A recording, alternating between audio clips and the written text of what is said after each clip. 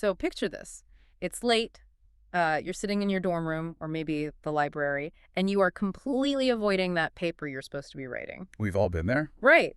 Exactly. And instead, you're like miles deep in some random internet comment section. Think about the most heated debate you've seen online recently about, science versus religion. Oh, those can get pretty intense. Yeah, they really do.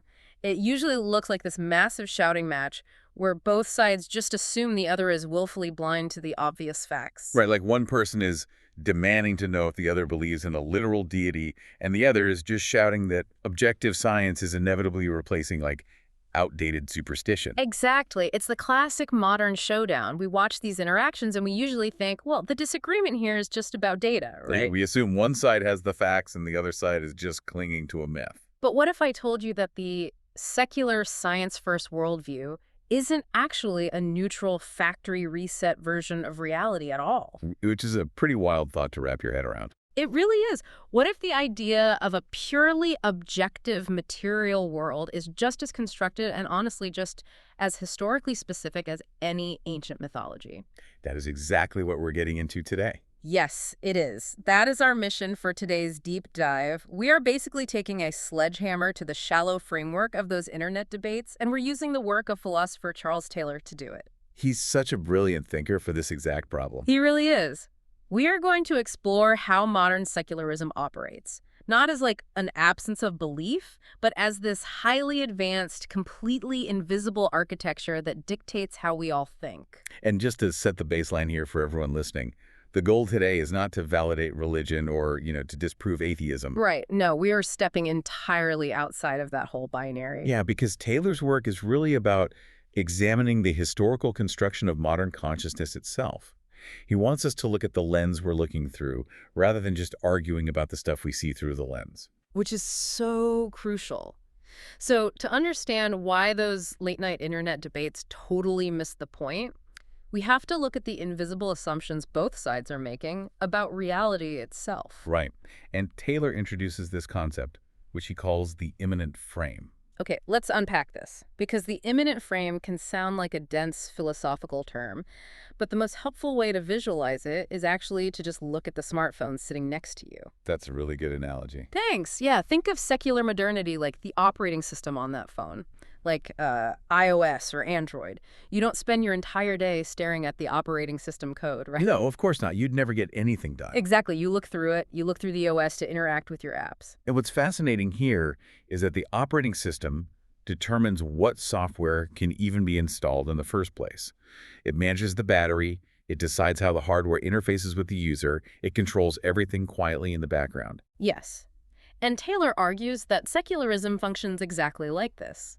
Modern society tends to assume that secularism is just a blank, wiped phone, like a factory reset. Right, like we just cleared out the junk. We tell ourselves this story that over the last 500 years, we successfully uninstalled the buggy religion app. We cleared out all the ancient superstition malware, and now, finally, we are left with the pure, objective hardware of reality.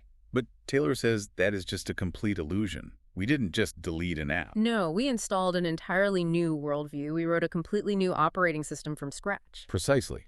And to really understand how radical this new operating system is, you have to look at what it actually replaced. Okay, lay it on us. So, 500 years ago, the human operating system was what Taylor calls enchanted. Enchanted. Okay, I love that word, but what does it actually mean in practice? Well, in an enchanted world, meaning wasn't something you just generated inside your own head, meaning was baked into the cosmos itself. Oh, interesting. So the world itself had meaning already. Exactly. Forests had spirits, relics possessed actual physical power, demons caused plagues. The boundary between your mind and the outside world was, well, it was porous. Meaning things could move back and forth between the physical world and your internal state. Yeah. But over centuries of philosophical and cultural shifts, we built a wall. We decided that meaning only exists inside the human mind. And the outside world is just, dead matter functioning like a machine. Wow. So we basically took all the magic, all the meaning, all the purpose, and we just locked it inside the individual human skull. That's a great way to put it. And the outside world just became this closed material system. And that closed material system, that is the immanent frame. Got it. We are born into it, we are educated inside of it, and we just unconsciously assume that reality is completely self-contained. Taylor uses this term, social imaginary, to describe this. A social imaginary. That sounds like a collective dream or something. Kind of, yeah. A social imaginary isn't like a theory you read in a textbook. It is the shared background code of a whole culture. It's the set of unspoken assumptions that make certain ideas seem like obvious common sense, and other ideas seem completely absurd. Think about how heavy that is for a second, especially for you listening right now. We walk around inheriting these massive assumptions, ideas about, like, individuality, the inevitability of progress, the very definition of rationality. And we just accept them as universal human truths. Right. We don't realize we are running a highly specific software program that was written by a bunch of guys over the last few centuries. And when you don't realize you're running an operating system, you naturally assume your interpretation of the world is just raw, unfiltered reality. Which is dangerous. It is. Because it dramatically alters how you evaluate facts. It causes a massive epistemological shift. Okay, epistemology. Let's make sure we define that for everyone. Epistemology is basically just the study of knowledge, right? Yeah. How we know what we know. Exactly. So an epistemological shift means we completely change the definition of what counts as evidence in the first place. The immanent frame filters your experiences before your conscious reasoning even has a chance to kick in. I see. Can you give me a tangible example of that? Like, how does that happen in real life? Sure. Take a really profound mystical experience. Say a modern person feels this overwhelming, just massive sense of awe and connection to the universe while they're out hiking a mountain. Okay, I'm picturing it. Sun is setting, beautiful view. Right. Our modern operating system instantly processes that data psychologically. Oh, I see where you're going. We immediately conclude, oh, that was an endorphin rush, or it was a specific firing of synapses in the brain. We assume meaning is a highly individualized creation. So the frame automatically reinterprets any feeling of transcendence and turns it into a material biological function. Exactly. Okay, but wait. I can hear a listener pushing back on this right now. They're probably thinking, wait a minute, if I explain that sense of awe using neuroscience, isn't that just objectively true? Yeah, what do you mean? Like, if I put that hiker in an fMRI machine and I show the exact region of the temporal lobe lighting up, that's an objective fact. The scan shows blood flow. How is having accurate biological data a cultural bias? Ah, that is the perfect question. And Taylor would say, the fMRI data itself is not a bias. Okay. The blood flow in the temporal lobe is a verifiable physical reality. Taylor is not arguing against the science at all. Good, because that would be a tough sell. Right. The bias actually enters in the conclusion we draw from the data. The leap in logic happens when we say, because I can measure the blood flow, the experience is only blood flow and absolutely nothing more. Oh, wow. Okay, so the scan is the data, but Yeah. the word only is the operating system doing the filtering. Exactly. Human beings never encounter raw data in a vacuum. We interpret every single piece of data through our metaphysical defaults. Metaphysical defaults, like our baseline assumptions. Yeah, a metaphysical default is an assumption about what the universe is fundamentally made of. The secular operating system demands that physical matter is the only thing that exists. So it has to reduce it. It must reduce the hiker's profound experience of universal unity to a localized chemical reaction. It takes the data and forces it into a closed loop. That is wild. That isn't a neutral observation at all. That is a highly active interpretation dictated by our cultural software. Yes. So if secular materialism is actively interpreting data rather than just like passively observing it, that implies it has its own hidden rulebook. It absolutely does. Which brings up this really fascinating question. Does this modern operating system actually rely on its own version of faith? Now that is where things get really interesting. Because in those internet debates we talked about, faith is always treated as the exact opposite of logic. Like, faith is just what the religious side uses when they completely run out of evidence. Right, but that definition of faith is just incredibly narrow. If we broaden the definition, we see that faith is really about foundational trust structures. Foundational trust structures. Yeah. It's the floor you have to stand on to make any sense of the universe. And by that definition, strict materialism relies on a massive infrastructure of faith. Okay, let's break that down.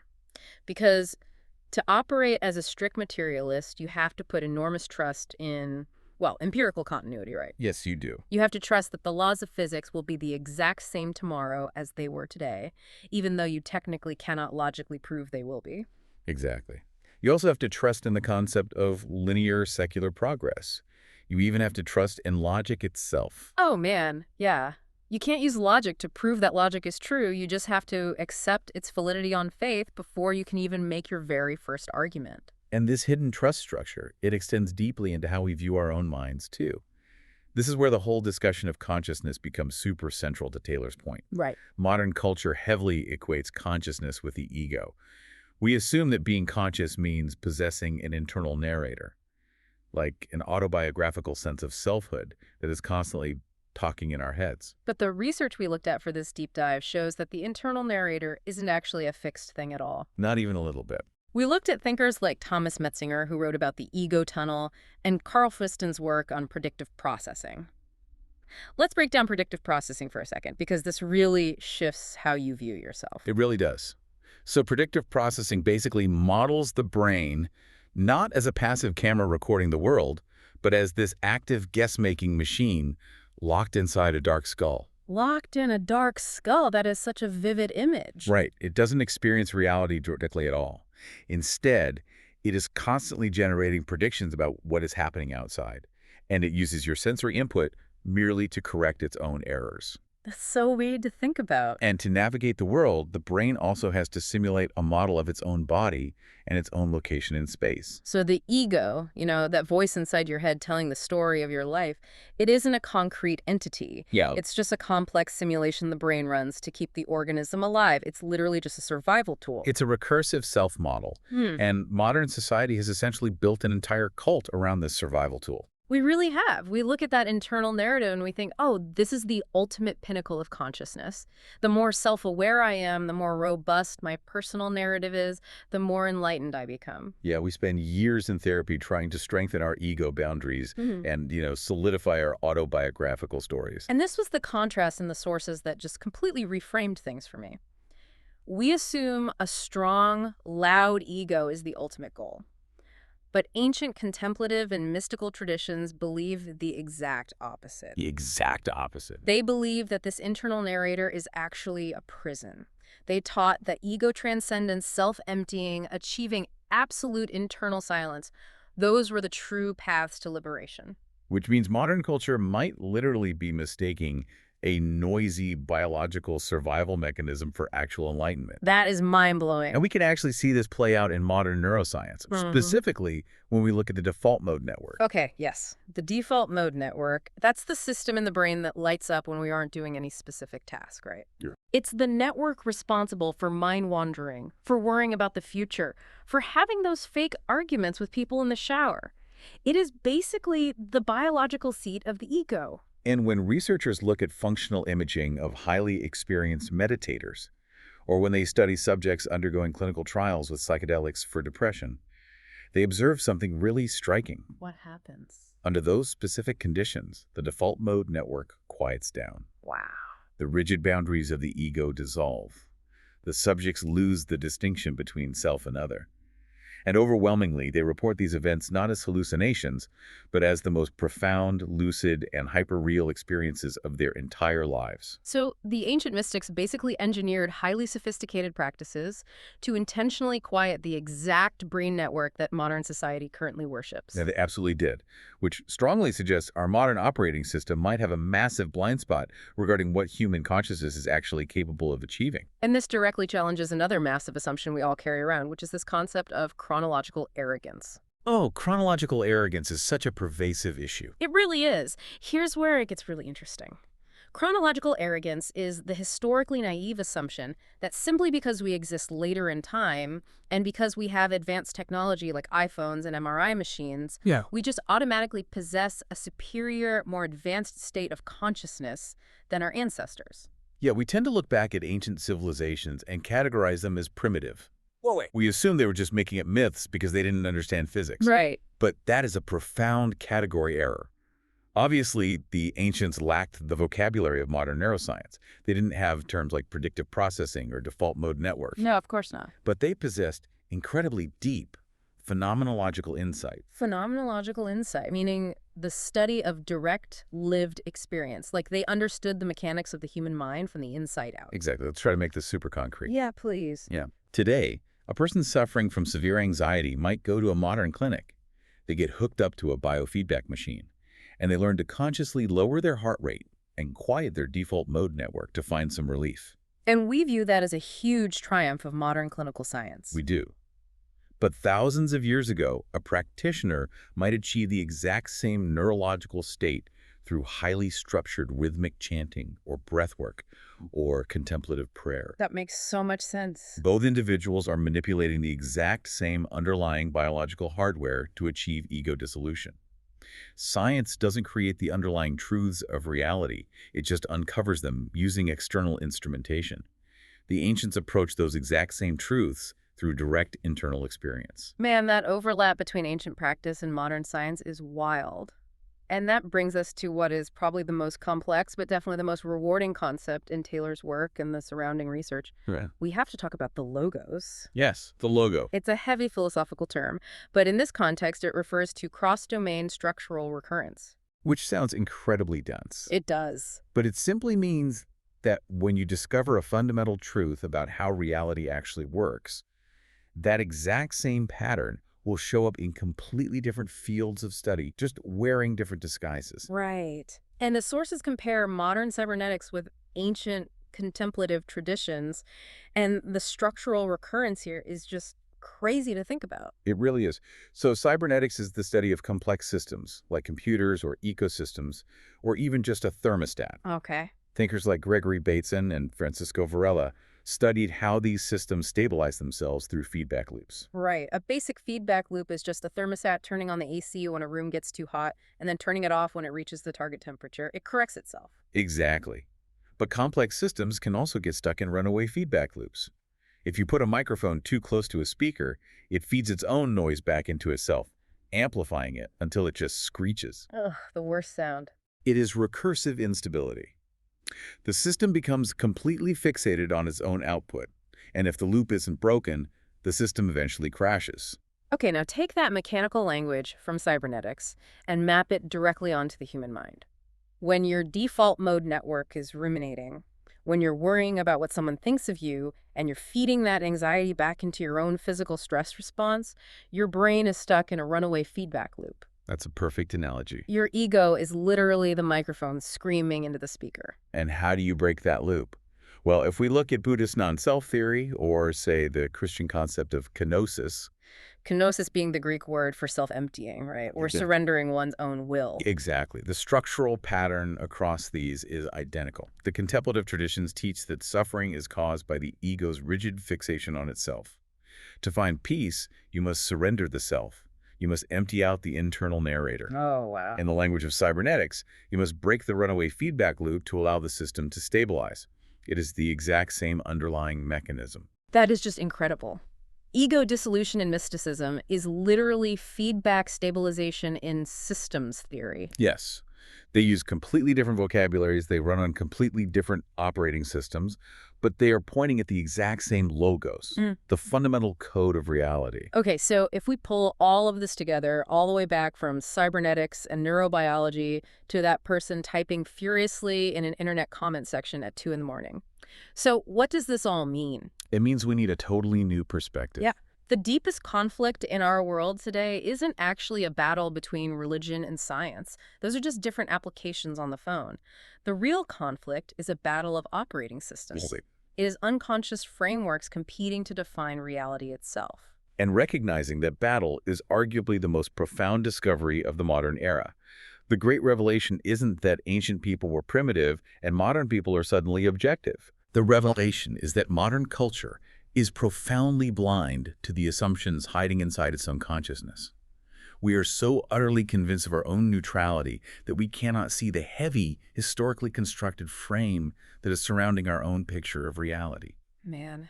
So as you pack up your bag or head to your next class or just jump on your next Zoom call, I want to leave you with a final thought to chew on today. It's a big one. If secularism isn't the final objective truth of the universe, but just the current operating system we happen to be running right now, what happens when the system inevitably updates again? What will the next version of human consciousness actually look like? And when the code finally changes, will you even have the vocabulary to recognize that your reality has shifted?